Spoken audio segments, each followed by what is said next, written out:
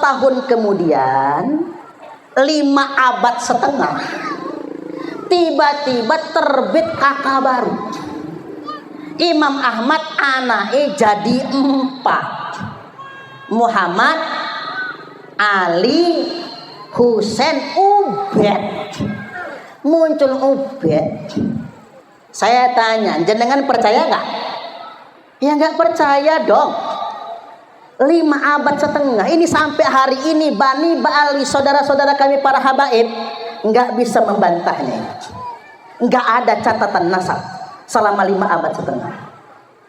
Assalamualaikum warahmatullahi wabarakatuh. Selamat siang dan semoga kita masih dalam lindungan Allah Subhanahu wa taala. Amin amin ya rabbal alamin. Dan bagi kalian yang baru menemukan channel ini, jangan lupa tekan subscribe, like dan share sebanyak-banyaknya.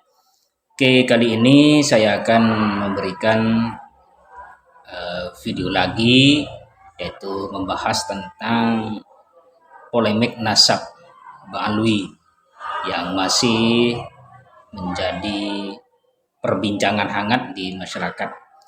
Setelah kita menonton video dari Kiai Imaduddin Al-Bantani, begitu kerasnya beliau terhadap pembatalan nasab Ba'alawi yang ada di Indonesia. Sekarang ini ada Ustadz atau Kiai Haji Suparman atau Ustadz Suparman yang juga tidak kalah keras dari Kiai Haji Imaduddin Al-Bantani. Nah, bagaimana videonya? Kita tonton bersama-sama. Yang ngasih umat tapi malah minta kepada umat, nggak boleh itu. Yang namanya putu ini Kanjeng Nabi itu pantang minta kepada umat. Jadi kalau ada pak yang ngaku-ngaku cucunya Kanjeng Nabi tapi kerjaannya keliling dawer minta kepada umat, usir dia, usir, rungokno, usir. Dia telah mempermalukan Kanjeng Nabi. Enggak boleh. Bu, saya agak galak nggak apa-apa ya. Ya sakit pak hati kita umat Nabi ini, kok ada orang ngaku-ngaku cucu Nabi tapi kelakuannya kayak gitu. Dan saya ini ngeliat jam terus, tanggung ya. Aturan tadi saya ceramahnya dari jam 9 ya pak ya. Biar puas saya ceramahnya. Oke, dikit lagi ge. Ternyata dilalah pak, yang ngaku-ngaku cucu Nabi di Indonesia ini, pantesan kelakuan mereka nggak benar bapak ibu. Ternyata ditemukan hujah dan dalil mereka bukan anak cucu Nabi. Ini tak terangkan ge, tak terangkan. Maksudnya apa? Mereka ngaku Bani Ba'alwi ini, mereka ngaku kakek moyang mereka namanya Ubaidillah, Ubed bin Ahmad. Mereka ngaku Ubaidillah itu anaknya Imam Ahmad. Imam Ahmad itu zuriat Nabi dan disebutkan dalam kitab. Cuman Imam Ahmad itu punya anak cuman 3. Di kakak lama, kalau saya umpamakan, di kakak lama anaknya anak 3. Ali, Muhammad dan Husain di kakak lama.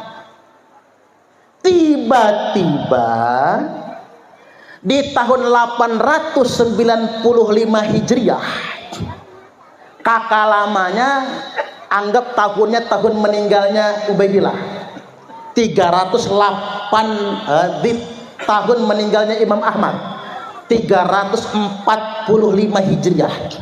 Di tahun 345 Hijriah, Imam Ahmad ini di kakaknya cuma punya anak 3. Muhammad, Ali, Husain. 550 tahun kemudian, 5 abad setengah, tiba-tiba terbit kakak baru. Imam Ahmad anake jadi 4. Muhammad, Ali, Husain, Ubed. Muncul Ubed. Saya tanya, jenengan percaya nggak? Ya nggak percaya dong. 5 abad setengah ini sampai hari ini Bani Ba'ali, saudara-saudara kami para habaib, nggak bisa membantahnya. Nggak ada catatan nasab selama 5 abad setengah. Ini bukti nyata loh bapak ibu. Kita nggak boleh nutup mata, nutup telinga. Sebagai orang alim wajib bertanggung jawab ini. Itu dari kitab NASA. Dari kitab sejarah mereka mengatakan Ubaidillah itu ulama besar, mujtahid, al-alim, al-allamah. Ya kalau dia ulama besar, mana kitabnya? Mana karangannya? Mana murid-muridnya? Dan yang ketiga, dilalah Allah Maha Kuasa. Ilmu Allah itu lengkap. Muncullah tes DNA. 200 lebih Habib sudah tes DNA. Dan DNA asal usulnya YDNA G. G itu bukan keturunan Nabi. Jangankan Nabi Muhammad Bapak Ibu. Keturunan Nabi Ibrahim pun bukan. G itu asal usulnya etnis Yahudi Askenazi, etnis Yahudi Hazar, yang mereka datang ke Yaman hijrah, lalu ketika Islam datang mereka masuk Islam. Oi, ternyata yang ngaku-ngaku cucunya Kanjeng Nabi di Indonesia ini, Pak, bukan cucu Kanjeng Nabi. Mereka hanya ngaku-ngaku. Kalau cucu Kanjeng Nabi nggak mungkin kayak gitu. Nih tunggu aja nih, bulan Maulid banyak yang datang ke rumah sampean nantinya. Suruh pulang, suruh pulang. Sampean bukan putunya Kanjeng Nabi. Tes DNA dulu. Yang terbaru Pak, nonton di YouTube ya. Habib Abu Bakar, Habib Agus Abu Bakar Asran Arsal Al-Habsi sudah tes DNA. Dan kita yang membiayai, Pak.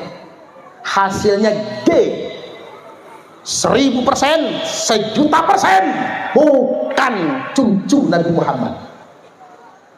Berarti mulai hari ini mereka nggak boleh lagi mengatakan dalam darah aneh nih mengalir darah Rasulullah. Nggak boleh. Haram hukumnya. Kecuali saya, kalau saya boleh. Dalam darah saya mengalir darah Rasulullah Adam alaihi salam. Iya, tepuk tangan dulu. Kapan-kapan kita panjangin ceramahnya. Nah, saya tutup dengan dalil dulu.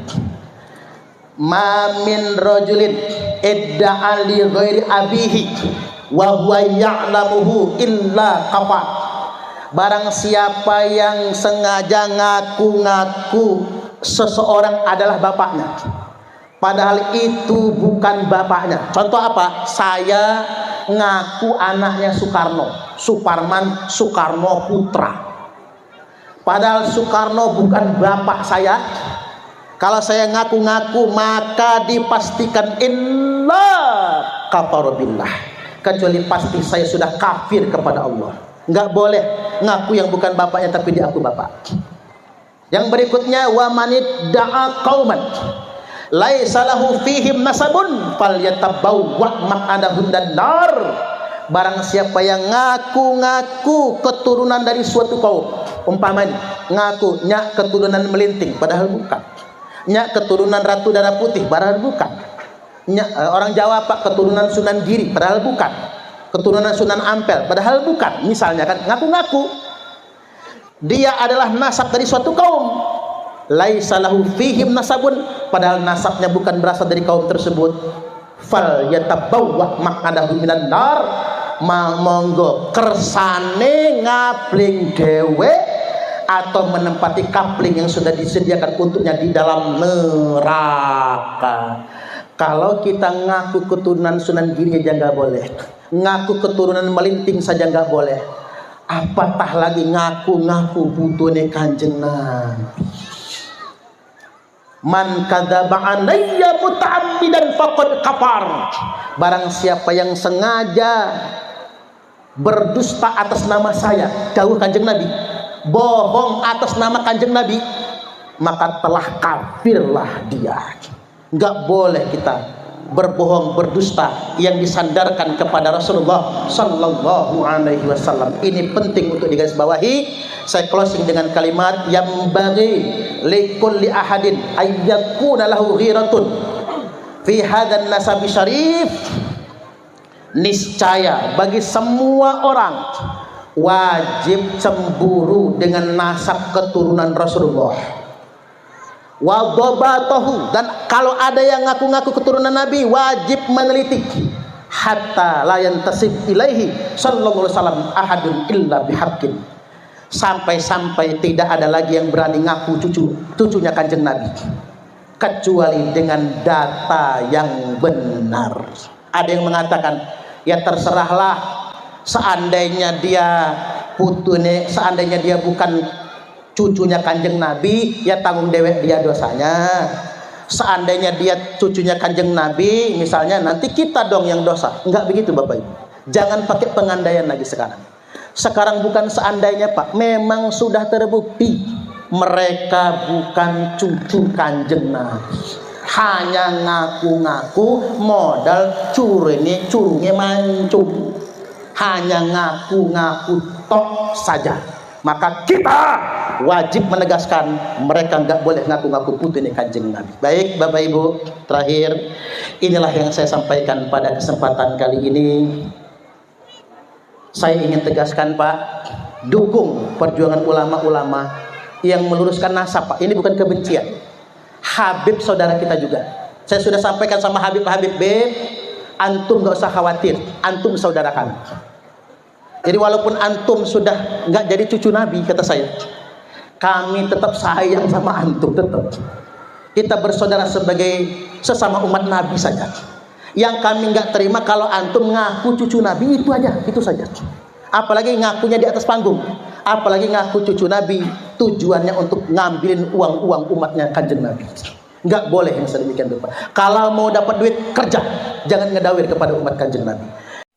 Itulah tadi ceramah dari Kiai Haji Suparman atau yang kita kenal Ustadz Suparman, tanggapan beliau tentang polemik nasab yang terjadi sekarang ini. Jadi bagaimana tanggapan kalian?